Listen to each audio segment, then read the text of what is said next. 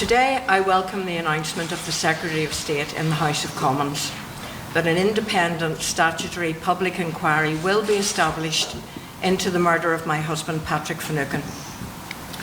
After 35 years of campaigning for such an inquiry, I believe this announcement represents a significant step forward for my family in our fight to uncover all of the circumstances behind Pat's murder.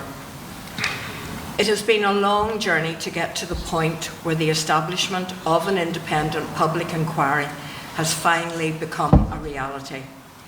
I look forward to having the opportunity to participate in a statutory inquiry and expose publicly the whole truth behind the murder of my husband. This has always been the objective of the campaign that my family and I have pursued for the last 35 years. We have only ever been concerned with uncovering the truth. It is this that has kept us going. It is the thing that has been missing all these years. We did not believe that his murder was simply the work of gunmen who killed him.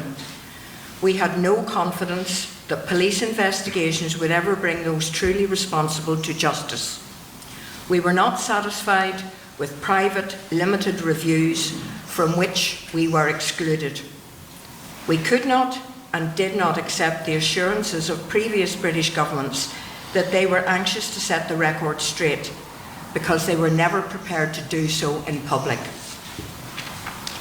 An independent statutory public inquiry is and was the only way to bring the whole truth behind the murder of Pat Finucane into the light of day.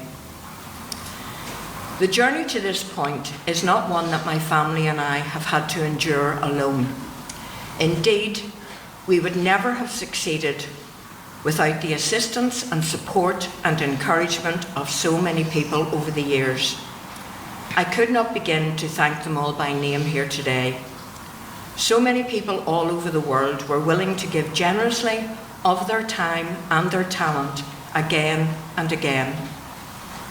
I want to record my heartfelt thanks and gratitude to each and every one of them. We would not be here today without them. However, I would like to single out one person, and that is Peter Mann. Peter was my husband's business friend and partner throughout Pat's all-too-short legal career. He has been a source of unending strength and resilience. I cannot thank him enough for what he has done for my family,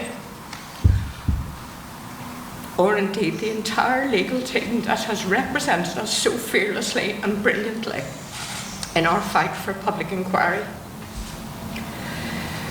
Most of all, I believe this inquiry can be a watershed moment in the difficult subject of legacy in this part of our island.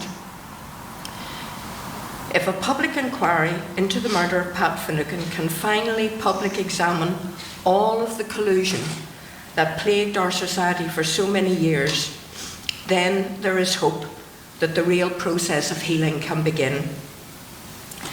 The murder of Pat Finucane is the last remaining Weston Park case. It is high time it was properly investigated, publicly examined, and finally resolved. I believe that my family deserve this after so many years. Pat Finucane deserves this after so many years. Society as a whole deserves this after so many years. And after 35 years of cover-up, it is time for truth.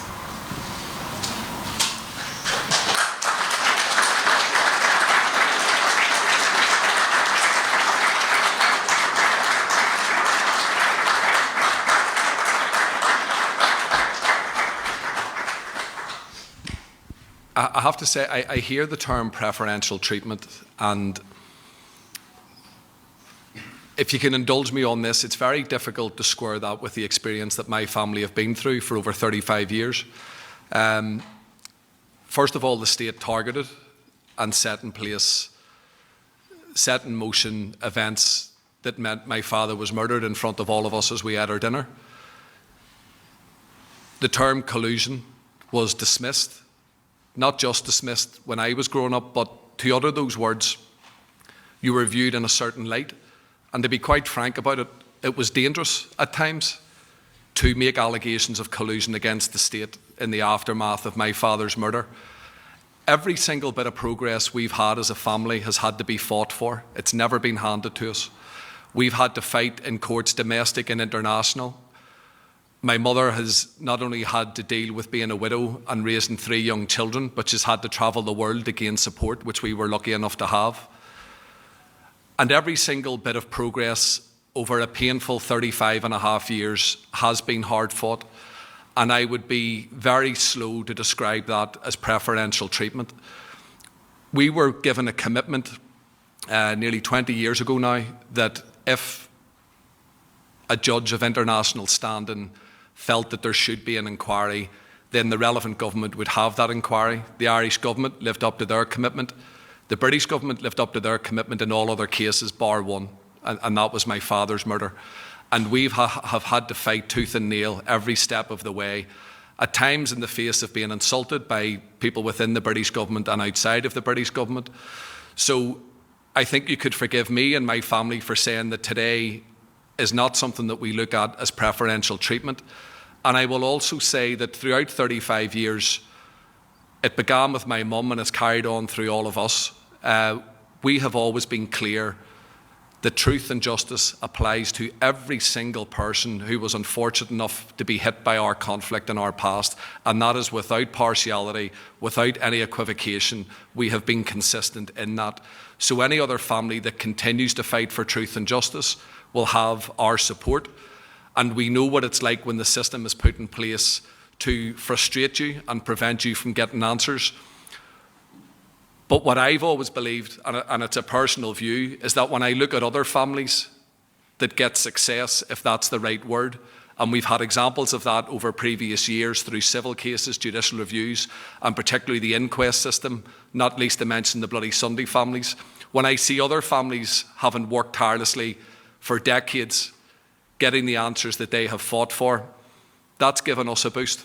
That has inspired me, and that's made sure that in those dark days when you don't think you're going to be sitting here on a day like today, that you keep going, even when it's difficult. So that is how I would respond to that, and I think more importantly, people can make their own minds up as to how they think the Finucane family have been treated.